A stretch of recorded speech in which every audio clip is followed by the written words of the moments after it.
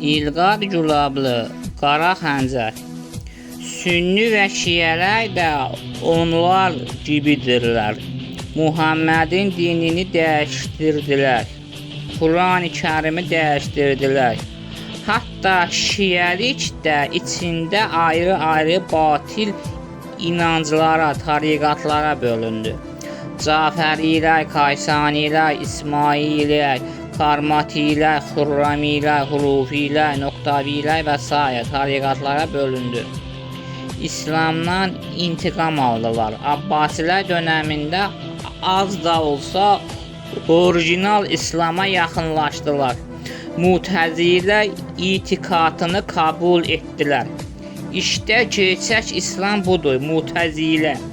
Abbasilər Əməviləri yox etdikdən sonra Müslümanları doğru yola döndərdilər. Xilafət onların sayəsində zamanın ən inkişaf etmiş ülkəsi oldu.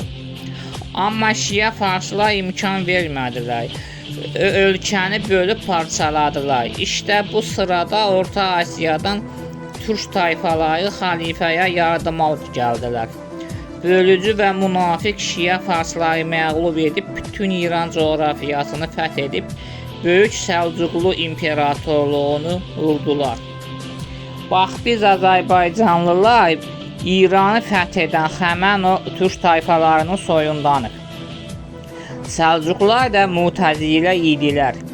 Türklər ən çox İranın Azərbaycan əyalətində yaşadıkları üçün onlara Azərbaycanlılar demişlər.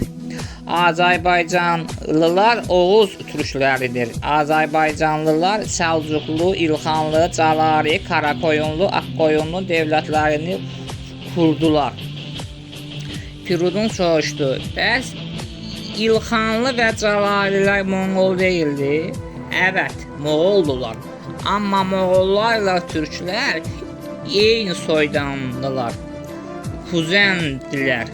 Şiə Fars mafiyası Şubiyə gördü ki, türklərlə bacarmı, onlar arasında məzhəbçiliyi yaydılar.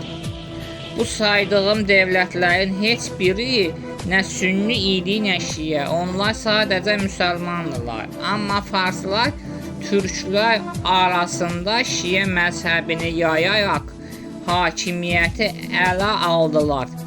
Türk mənşəli Səfəvi xanədanı şiə məzhəbini qəbul etdikdən sonra farslaşdılar. Şah İsmail Azərbaycan türkü olsa da şiə olduğu üçün Səfəvilər dövləti İran dövləti sayılır. Şiə olan Azərbaycanlılara Qızılbaş adını verdilər.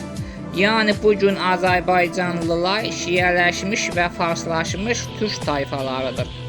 Zaten İranı hər zaman Azərbaycanlılar idarə etmişdir. Səfəvilərdən sonra gələn Afşar və Qacar xanədanları da Azərbaycanlılar idilər. Hətta bugünkü şahımız Məhəmməd Rıza Pəhləvi də Azərbaycanlıdır. Pəhləvi xanədanlığının kökü ayrımlı aşirətidir. Ayrımlılar Azərbaycanda yaşayan, Azərbaycan dilini bir başqa şivəsində konuşan küçük bir qrupdur. Pəhləvi deyə bir sülalə yoxdur. Rəhmətlik Rıza Şah Mustafa Kemal Atatürklə yaxın arkadaşdılar. O Atatürk soyadına uyğun olaraq Pəhləvi soyadını kabul etdi. Pəhləvi qədim İranlı deməkdir. Yəni indi də İranı biz Azərbaycanlılar idarə edirik. İndi eşq olsun bizim şahımız Muhammed Rızaya. O İranı günü-gündən inkişaf etdirir. Amma bizim düşmənlərimiz komünistlər Rusiyanın, mollalar isə cahil kütlənin əli ilə İranı ələ keçirmək istiyorlar. Məşrutə devrimindən sonra layiq dövlət olmuş İranı Şiə mollaları iqtidardan uzaqlaşdırmış.